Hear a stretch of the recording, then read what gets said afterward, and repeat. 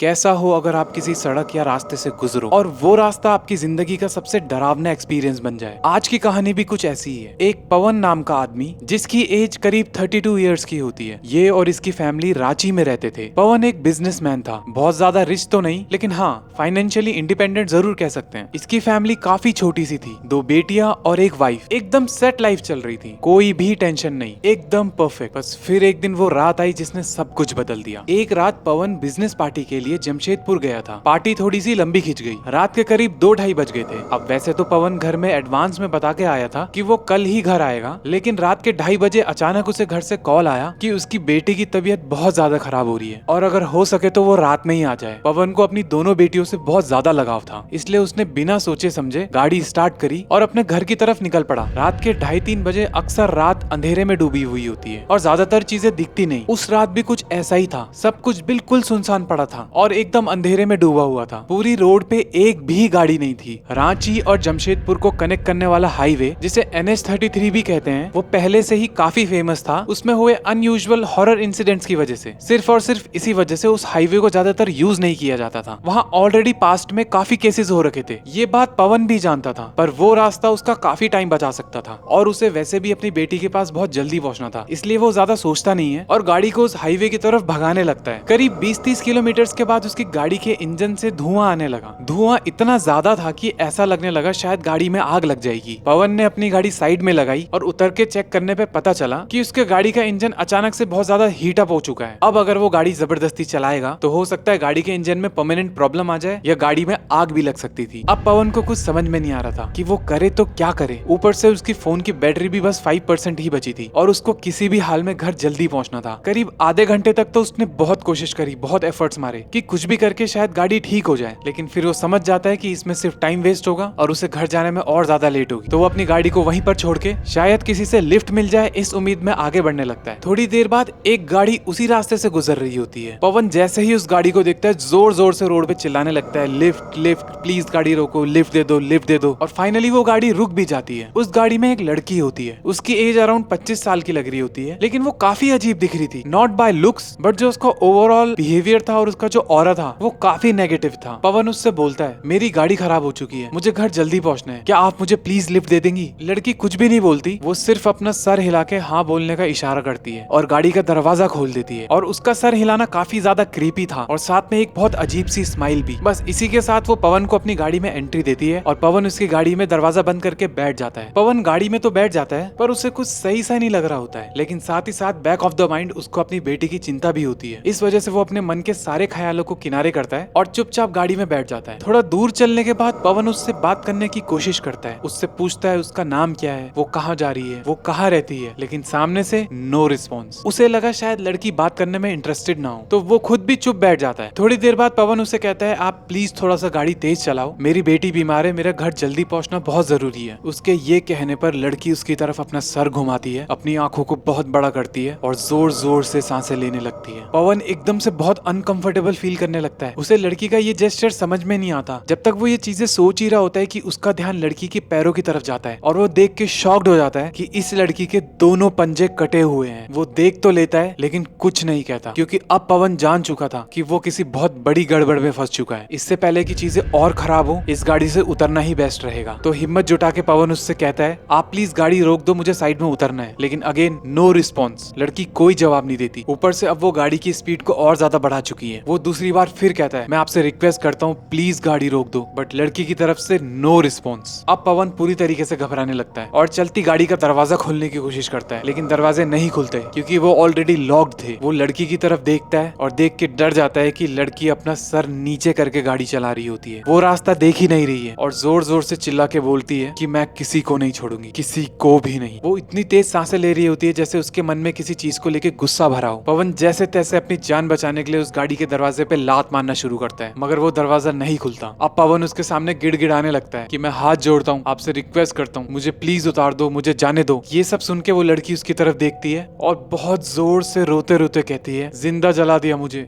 जिंदा। पवन अपनी पूरी जान लगा के गाड़ी के दरवाजे पे जोर से लात मारता है और फाइनली वो दरवाजा टूट जाता है और वो चलती गाड़ी से कूद जाता है। अब क्योंकि गाड़ी 80-90 की स्पीड में चल रही थी तो गिरने की वजह से पवन के हाथ पैर छिल जाते हैं और उसे काफी चोटें भी आती है। उसके शरीर से काफी खून बहने लगता है। उसे लगता है शायद वो बच गया, पर उसे क्या पता था कि ये तो बस अभी शुरुआत है। अब वो जहाँ पे खड़ा था वहाँ से थोड़ी दूरी पे एक ढाबा पड़ता है। अब पवन सोचता है मैं कुछ भी करके ढाबे में पहुंच जाऊं, क्योंकि वहाँ से उससे कुछ ना कुछ जुगाड़ तो जरूर मिल जाएगा। रात के ऑलरेडी 3:30 बज चुके हैं। थोड़ी देर बाद सुबह हो ही जाएगी तो कोई इशू नहीं है। थोड़ी दूर चलते चलते उसकी नजर एक जलती हुई गाड़ी के ऊपर पड़ती है, जैसे वो गाड़ी जस्ट अभी जली हो। वो दूर से ही उस गाड़ी को पहचान लेता है। ये गाड़ी उसी लड़की की थी जिसने थोड़ी देर पहले उसे लिफ्ट दी थी। अब पवन को लगने लगता है क्या पता वो लड़की पागल हो और गाड़ी अभी अभी जली थी तो हो सकता है उस लड़की का उसमें एक्सीडेंट हो गया हो। बस इसी क्यूरियोसिटी के चक्कर में पवन उस गाड़ी की तरफ भागा चला जाता है। गाड़ी के पास जाके वो देखता है कि गाड़ी एकदम खाली होती है। वो शॉक्ड हो जाता है कि लड़की आखिर इसमें से गई कहाँ। अब वो सोच में पड़ जाता है कि गाड़ी में शायद जिसने उसको लिफ्ट दी थी वो लड़की थी या उसका कोई वहम। और अगर वो लड़की सच में गाड़ी में थी तो गाड़ी की जलती हुई कंडीशन देख के पवन को ये आइडिया हो गया था कि उस लड़की का बचना तो इम्पॉसिबल ही है। अब रात का घना अंधेरा, जंगल से गुजरता हुआ ये हाईवे और बीच में एक्सीडेंट में जली हुई गाड़ी। पवन का दिल बस फटने को ही था, लेकिन उसने जैसे तैसे करके हिम्मत जुटाई और चलना शुरू किया। चलने के दौरान उसने फील किया कि शायद उसके पीछे भी कोई चल रहा है, क्योंकि जैसे ही वो अपना कदम रखता था पीछे से किसी और के कदम रखने की आवाज भी साथ में आती थी। हर कदम के बाद एक और कदम की आवाज। पर जब वो पीछे मुड़ के देखता है तो पीछे कोई भी नहीं होता है। अब ढाबा करीब 300 मीटर दूर ही था, लेकिन उसे ऐसा फील होने लगा जैसे ये रास्ता कभी खत्म ही नहीं होने वाला है। जैसे ही वो ढाबे की तरफ पहुंचा